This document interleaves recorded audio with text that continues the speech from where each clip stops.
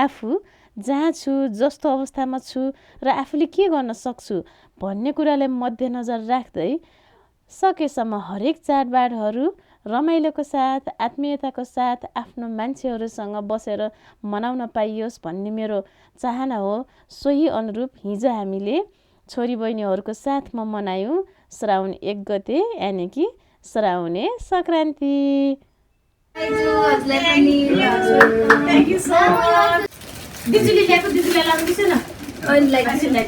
दिजुहरूले आफ्नो बहिनीको लागि चुरा बोकेर आइसकेको थियो अनि छोरीहरू चाहिँ चुरा लाउन पाएर एकदम मक्ख परिरहेछन्।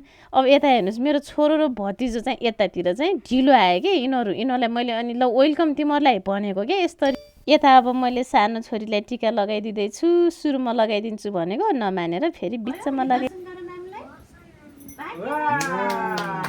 अब पालो आयो भदैनीको। भदैनी मैयालाई पनि मैले यस्तो दामी दामी खतरा राम्रो आशीर्वाद दिएर टिका लगाइदिएको छु।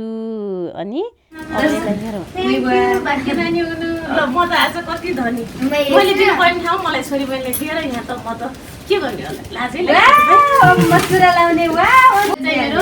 सम्झिने हजुरको लागि पठाउँदैछु।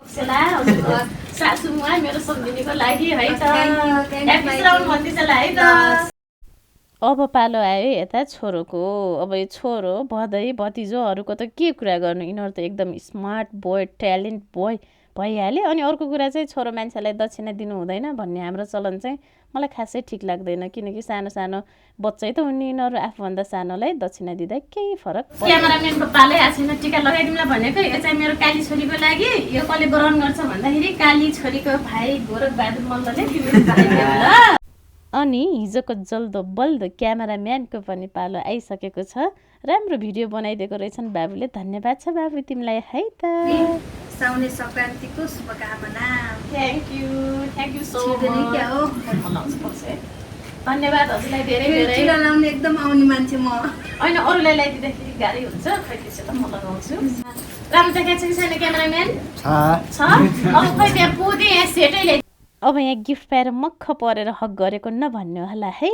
यो चाहिँ हामीमा भएको माया हो हजुर। छोरीले मलाई मेकअप गरिदिएको रे। उसलाई चाहिँ मेकअप गर्न अत्यन्तै मनपर्छ। मलाई गिफ्ट श्रावणको हामीले पाएको अनि हामीले पनि सी अल्सो डिजर्भ। धन्यवाद। वाउ, छोरीले मेहन्दी लगाइदिँदैछ। पनि डिजर्भ गर्नुहुन्छ हजुर। हजुरलाई पनि साउन्ड मलाई दिनु पर्यो नि, हामीलाई मात्रै कति लगाइदिनु है। वाउ, ल यसलाई पनि साउन्डको धेरै धेरै शुभकामना छ है त। I love you. यस्तै गरेर माया गरिराख्नु है। सबैजनालाई धेरै धेरै धन्यवाद छ। ल